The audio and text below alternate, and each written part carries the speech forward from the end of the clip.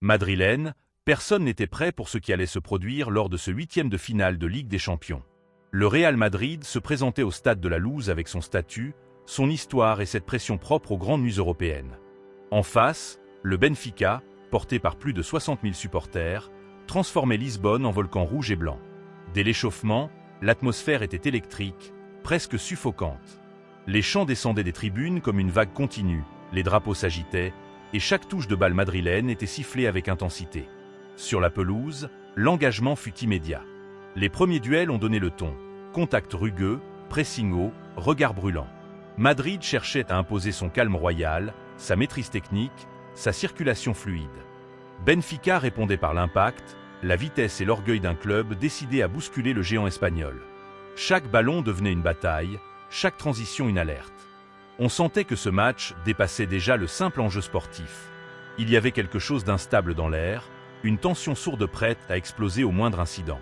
Les bancs vivaient chaque action debout, les entraîneurs gesticulaient, et les joueurs semblaient conscients que la moindre erreur pourrait tout faire basculer. Ce n'était pas une soirée ordinaire de Coupe d'Europe. C'était une confrontation chargée d'adrénaline, de fierté et d'orgueil, où l'histoire et l'émotion se mêlaient dangereusement dès les premières minutes. La première période s'est transformée en duel tactique d'une rare intensité. Le Real Madrid tentait d'imposer sa maîtrise du tempo, alternant phase de possession et accélération soudaine sur les côtés. En face, le Benfica répondait par un pressing agressif et des transitions éclairs qui faisaient vibrer les tribunes. Les occasions s'enchaînaient sans qu'aucune ne fasse trembler les filets. Le gardien lisboète repoussait les tentatives madrilènes avec autorité, tandis que la défense espagnole restait compacte sous la pression. À la pause, le 0-0 reflétait l'équilibre fragile d'un match sous haute tension. Puis, 4 minutes après la reprise, l'instant de bascule arrive. Vinicius Junior reçoit le ballon côté gauche. Contrôle soyeux, crochet intérieur fulgurant, 2 défenseurs laissés au sol. Le stade retient son souffle. La frappe part, enroulée, parfaite, et termine dans la lucarne opposée. Silence brutal dans la Luz. Un chef-d'œuvre. Un geste de génie qui glace les tribunes et embrase le banc madrilène. Vinicius célèbre avec ce mélange de joie et de défi qui le caractérise. Sourire éclatant, pas de danse, regard assumé. À cet instant précis, tout semble sous contrôle pour Madrid. Mais derrière cette célébration, une fracture invisible commence déjà à se dessiner, prête à transformer cette soirée européenne en affaire bien plus grande qu'un simple résultat sportif. Alors que la célébration de Vinicius Junior illumine encore le stade, la scène bascule brutalement. Gianluca Prestiani s'approche, visiblement agacé par la danse et le sourire du numéro 7 madrilène. Les caméras captent un échange furtif. Les lèvres bougent. Un mot présumé raciste aurait été prononcé à plusieurs reprises, partiellement dissimulé derrière le maillot. L'instant est bref, mais son impact est immédiat. Vinicius se fige. Son expression change, son regard se durcit. Autour de lui, ses coéquipiers comprennent qu'il ne s'agit pas d'une simple provocation de match. L'arbitre est alerté sans attendre. Le protocole antiracisme est déclenché. Le jeu est interrompu pendant de longues minutes. Les joueurs du Real Madrid entourent leur ailier, formant un cercle de protection. Les tribunes grondent, partagées entre incompréhension et tension. Ce n'est plus un simple quart d'heure brûlant de Ligue des Champions, c'est un moment suspendu, lourd, presque irréel. La pression devient suffocante. Les regards se croisent, les bancs s'agitent, les officiels échangent nerveusement. À cet instant, le score passe au second plan. Ce qui se joue dépasse le football. Il est question de respect, de dignité, de limites à ne pas franchir. Et chacun comprend que cette soirée ne se terminera pas comme les autres. Le match reprend finalement après cette interruption dramatique, mais l'essentiel n'est plus le score. Le Real Madrid conserve sa concentration et maintient l'avantage 1-0 jusqu'au coup de sifflet final. Mais tous savent que l'événement du stade de la Luz dépasse désormais le cadre sportif. Dès le lendemain matin, l'UEFA ouvre l'enquête la plus vaste de l'histoire récente de la compétition. Il ne s'agit pas d'un simple communiqué symbolique. Les images captées par les caméras du stade sont réquisitionnées, chaque séquence est analysée, et des spécialistes en lecture labiale sont mandatés pour confirmer les paroles exactes. Les témoignages des joueurs présents sur le terrain, du staff et des officiels sont collectés avec minutie. La situation prend rapidement une dimension continentale. À Madrid, le président Florentino Pérez convoque une réunion extraordinaire avec le conseil d'administration. On ne parle plus seulement de qualifications sportives ou de points au classement. Il est question de principes, de valeurs et de réputation internationale. Les débats au sein du club sont intenses. Faut-il intervenir publiquement pour réclamer des sanctions exemplaires ou laisser l'instance agir indépendamment? Pendant ce temps, à Lisbonne, le Benfica tente d'apaiser la tempête médiatique, soulignant que l'acte est isolé et ne reflète pas les valeurs du club. Mais l'opinion publique est déjà enflammée. Des plateaux télévisés espagnols aux médias portugais et brésiliens, la discussion sur la tolérance zéro s'amplifie. Ce qui semblait être un incident de match se transforme en affaire institutionnelle, posant une question fondamentale. Comment le football européen réagira-t-il face à un acte raciste clairement identifié sur la pelouse? À mesure que l'enquête de l'UEFA progresse, la tension monte sur tous les fronts. À Madrid, le président Florentino Pérez et son conseil discutent des options. Intervenir publiquement auprès de l'instance pour demander des sanctions exemplaires ou rester dans une posture institutionnelle afin d'éviter toute accusation de pression politique. Le Real Madrid choisit de transmettre un dossier détaillé, comprenant les témoignages précis de Kylian Mbappé, Federico Valverde, Jude Bellingham et des membres du staff présents sur le terrain. Chaque détail est consigné, chaque geste et réaction est expliqué pour ne laisser aucune ambiguïté sur la gravité des faits. À Lisbonne, la réaction est tout autre. Le Benfica est plongé dans la stupeur. Les dirigeants portugais plaident l'acte individuel, insistant sur le fait que le joueur ne reflète pas les valeurs du club et demandent une sanction ciblée uniquement contre lui. Mais l'UEFA semble déterminée à envoyer un message clair à toute l'Europe du football. Tolérance zéro face au racisme.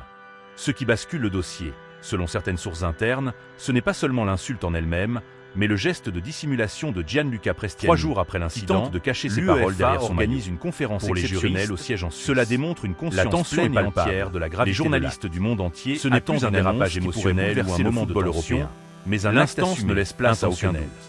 Dans le Gianluca même temps, Prestiani est l'opinion suspendu publique du football s'enflamme. professionnel Les mondial médias pour une durée espagnols réclament indéterminée. fermeté et justice, Il lui est interdit de tandis jouer qu'en Angleterre, de pénétrer dans d'anciens un joueurs stade victimes de européen racisme et de participer saluent la à tout décision événement d'une officiel lié au football L'Europe du professionnel. football est désormais sous Mais la tension. sanction ne Et s'arrête chacun pas là. comprend que cette Le affaire Benfica pourrait a redéfinir les limites immédiatement de la de la responsabilité Ligue des des champions joueurs et des 2025 clubs. à 2026.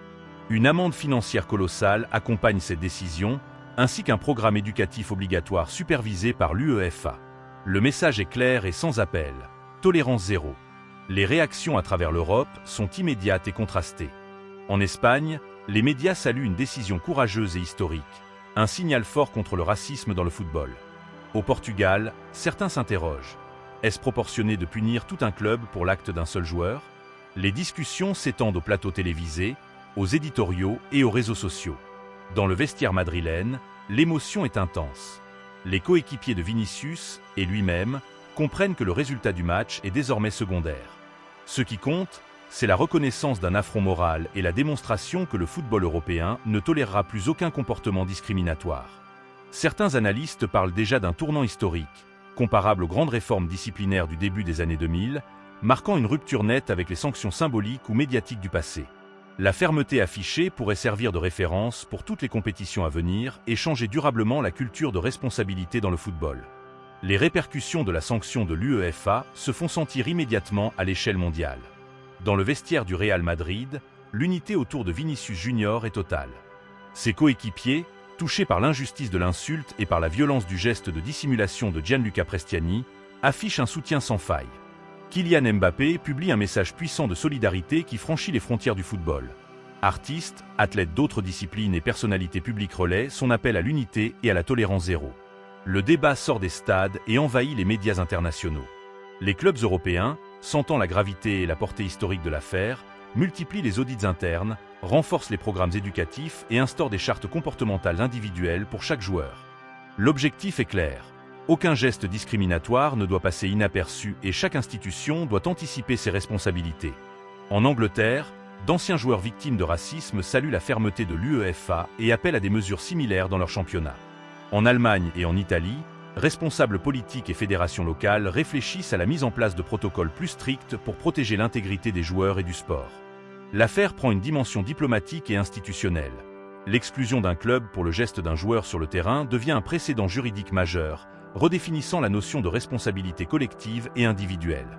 La sanction dépasse la simple punition, elle devient un signal historique, un avertissement clair à toutes les équipes européennes que le football ne tolérera plus aucune forme de racisme et qu'il est prêt à agir avec une fermeté inédite pour protéger ses valeurs. Mais la question fondamentale reste entière. Cette décision historique de l'UEFA changera-t-elle réellement le football européen sur le long terme, ou restera-t-elle un cas isolé dicté par l'ampleur médiatique et la gravité exceptionnelle des faits? Au Portugal, la division est palpable. Certains supporters du Benfica reconnaissent la gravité de l'insulte, mais contestent la portée collective de la sanction. Pourquoi punir un club entier pour l'acte d'un seul joueur? Et si la situation avait concerné le Real Madrid, l'opinion aurait-elle réagi différemment? En France, au contraire, plusieurs éditoriaux saluent ce courage institutionnel et applaudissent la fermeté affichée. Dans les coulisses, les clubs européens réagissent vite. Audits internes, programmes éducatifs renforcés, chartes comportementales individuelles signées par chaque joueur. La peur d'un précédent incite chacun à anticiper ses responsabilités et à montrer que toute forme de racisme sera sanctionnée. Dans le vestiaire madrilène, l'impact émotionnel est profond. Vinicius, malgré son calme public, ressent le poids de l'événement, mais il inspire une conscience collective autour de lui. Ce n'est plus seulement son combat, c'est celui de tout le football. Le soutien public de Kylian Mbappé franchit les frontières et devient un message universel. L'affaire devient symbole et déclenche une réflexion globale sur la responsabilité, la morale et l'éthique dans le sport. Certains juristes envisagent déjà un recours devant le tribunal arbitral du sport, ce qui pourrait prolonger la bataille juridique et politique. Pourtant, moralement, une ligne rouge a été tracée. L'Europe du football affiche sa position. Aucune tolérance pour le racisme, aucun geste isolé ne restera impuni, et chaque club, chaque joueur doit désormais affronter les conséquences de ses actes, individuellement et collectivement. Cette affaire restera gravée comme un moment où le football a choisi de ne plus détourner le regard.